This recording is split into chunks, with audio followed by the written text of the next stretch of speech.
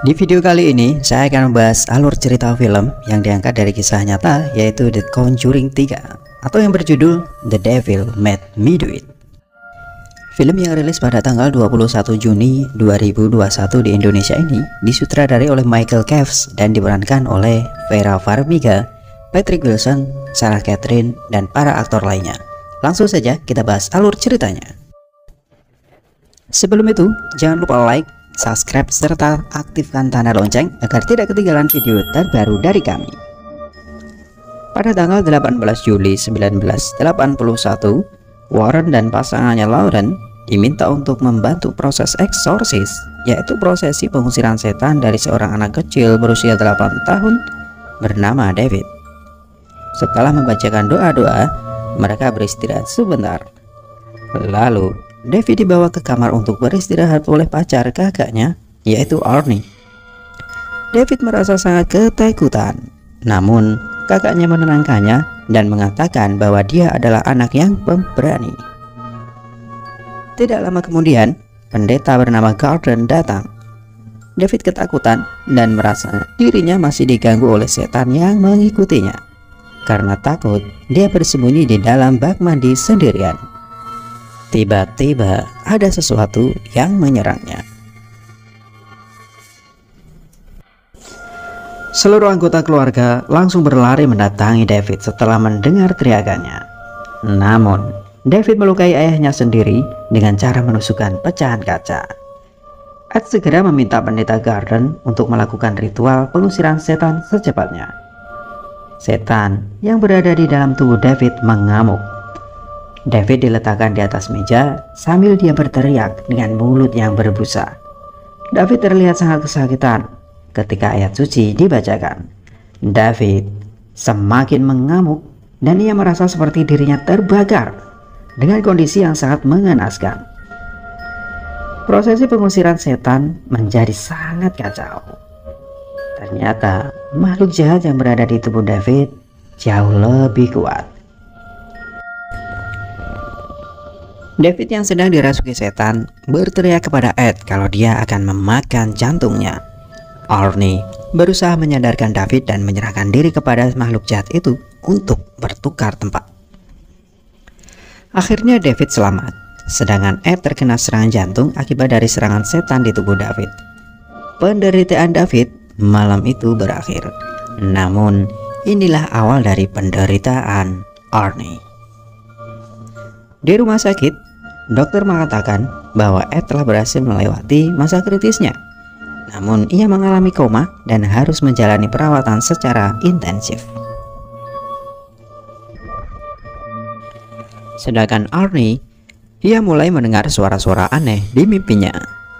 Tidak lama, Debbie, yaitu kekasih Arnie, datang untuk membangunkannya. Namun tiba-tiba Arnie mengajak Debbie untuk pindah ke kota lain. Namun Debbie menjawab ia baru saja mendapat pekerjaan sehingga ia mempertimbangkan tawaran Arnie. Debbie bekerja di tempat penitipan hewan dengan pemiliknya bernama Bruno. Bruno mengizinkan mereka untuk tinggal di sana secara gratis. Suatu hari mereka pergi ke rumah Debbie untuk makan bersama. Ketika Arnie ingin mengambil sesuatu di dapur, ia melihat kotak sereal yang terjatuh. Spontan ia ingin mengambilnya. Namun, ia melihat ada tikus keluar dari dalam kotak sereal tersebut. Begitu melihat sebuah lubang di dalam dinding, ia terkejut ketika makhluk misterius itu muncul di hadapannya.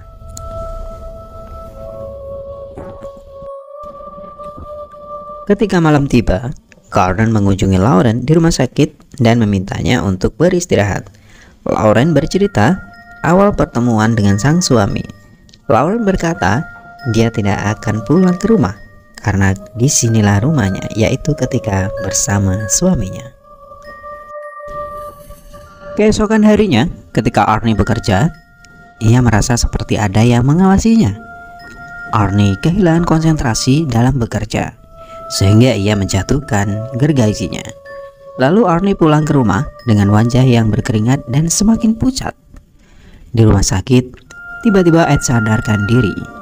Ia mengatakan kepada Lauren bahwa setan di dalam tubuh David berpindah ke tubuh Arnie.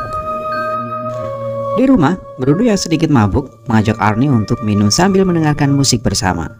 Namun Arnie mulai kehilangan kesadarannya, sedangkan Bruno sedang asik mengajak Debbie berdansa. Kemudian Arnie mulai berhalusinasi. Lauren menghubungi polisi untuk melihat keadaan Arnie karena ia memiliki firasat yang buruk. Tidak lama kemudian, Debbie berteriak histeris karena Bruno ingin menjamah tubuhnya. Arnie yang sedang berhalusinasi melihat Bruno sebagai makhluk jahat dan langsung menusuk makhluk di hadapannya dengan sebuah pisau.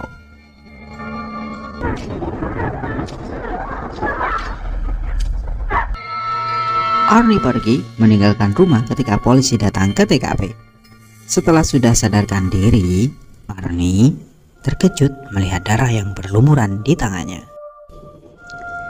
Bruno ditemukan oleh polisi dalam keadaan sudah tidak bernyawa dengan total 22 tusukan di sekujur tubuhnya. Ed dan Lauren mengunjungi Arnie di penjara. Mereka meminta Arnie untuk membacakan kitab suci di hadapannya. Setelah selesai, mereka menarik kesimpulan bahwa Arnie tidak dimasuki secara permanen oleh makhluk jahat tersebut, hanya pada waktu tertentu. Debbie pun mengatakan ia melihat Arnie pada hari itu seperti bukan dirinya sendiri. Lalu Ed dan Lauren mendatangi pengacara Arnie dengan mengatakan bahwa Arnie membunuh bukan karena keinginannya, namun ia sedang dirasuki oleh setan.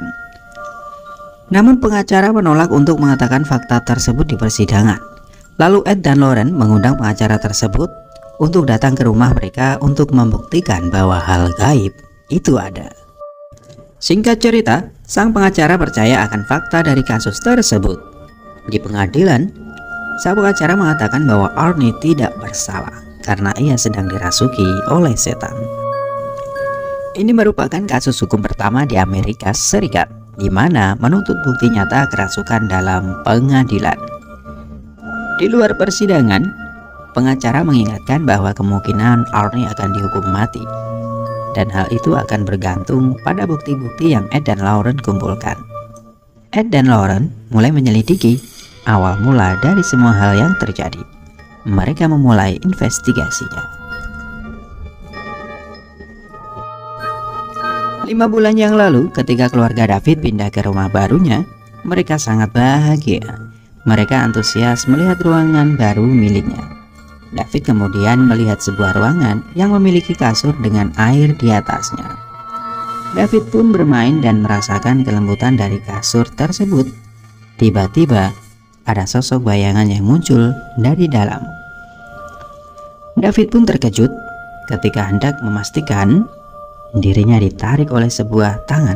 Lalu David menjerit ketakutan.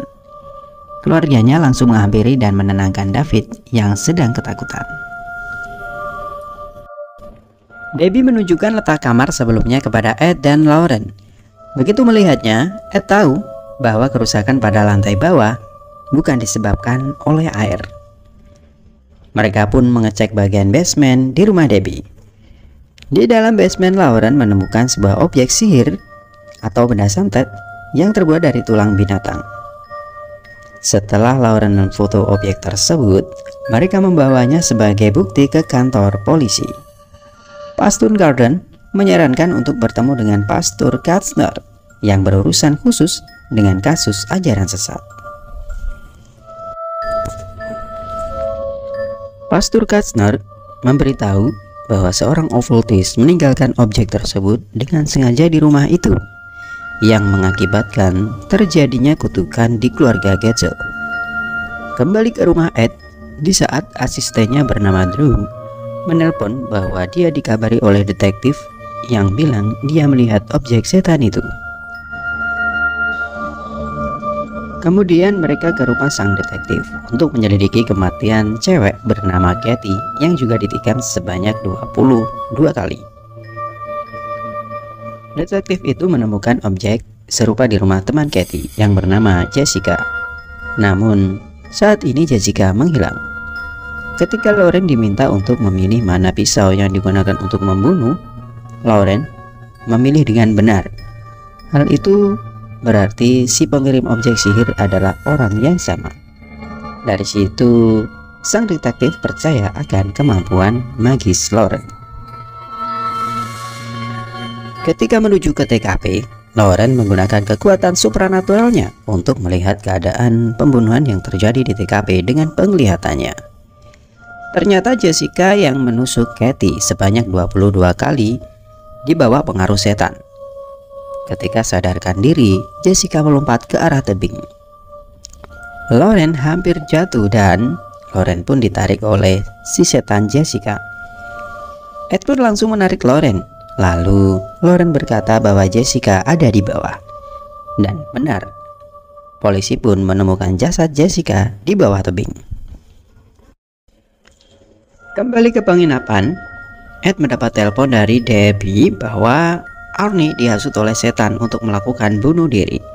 Lalu Ed menyuruh untuk memanggil pastor penjara bernama Newman untuk mengawasi Arnie yang ingin melakukan aksi bunuh diri selama 24 jam.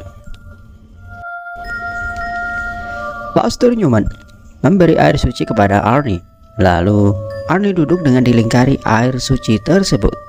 Lauren bercerita bahwa ia melihat seorang okultis ketika memegang tangan David selama prosesi eksorsis. Ed langsung mengajak Lauren ke rumah duka Jessica untuk memegang tangan jasadnya.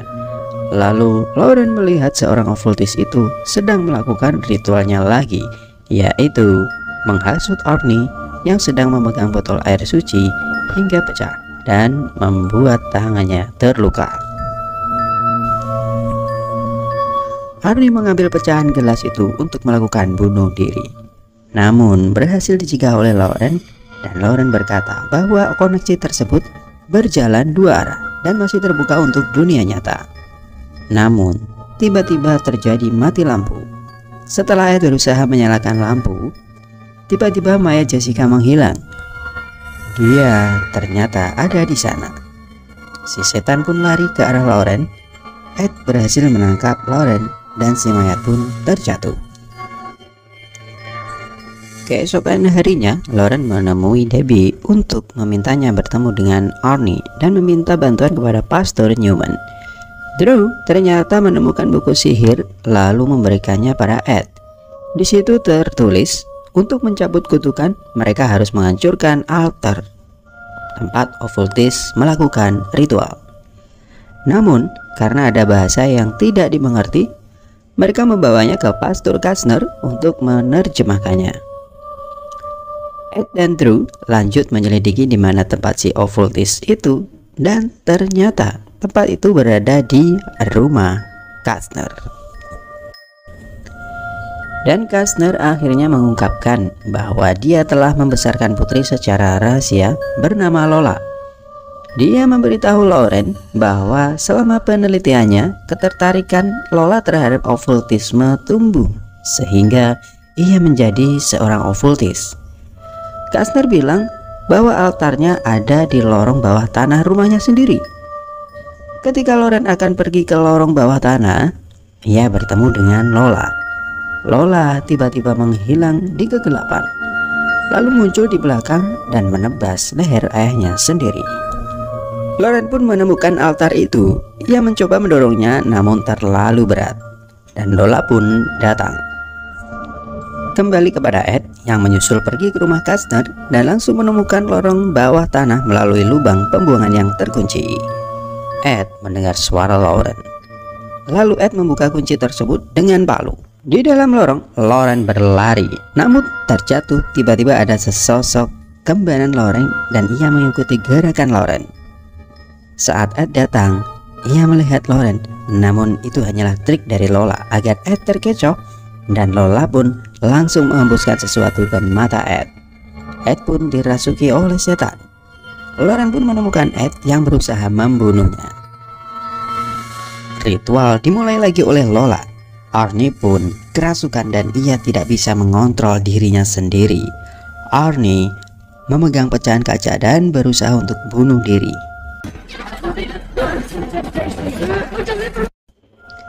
Sementara itu, Lauren mengingatkan Ed untuk mengingat siapa dirinya. Lauren meminta Ed mengingat masa-masa mereka pertama bertemu dan mengingatkan akan cinta mereka. Ed pun akhirnya mendapatkan kesadarannya dan ia menghancurkan altar itu. Arnie pun selamat dari percobaan bunuh dirinya. Namun, Lola kembali ke altarnya yang sudah hancur. Ed berkata kalau santetnya sudah rusak, namun Lola sudah menjanjikan sang iblis dengan jiwanya sendiri. Lalu sang iblis muncul dan mengambil jiwa Lola. Dan akhirnya Ed dan Lauren berhasil keluar dengan selamat. Akhirnya Arnie hanya dijatuhi hukuman penjara selama 5 tahun untuk menebus kesalahannya. Arnie pun menikahi Debbie di penjara. Sedangkan Ed memberikan hadiah kepada Lauren, yaitu sebuah gazebo untuk mengenang tempat mereka pertama kali bertemu. Dan film pun tamat.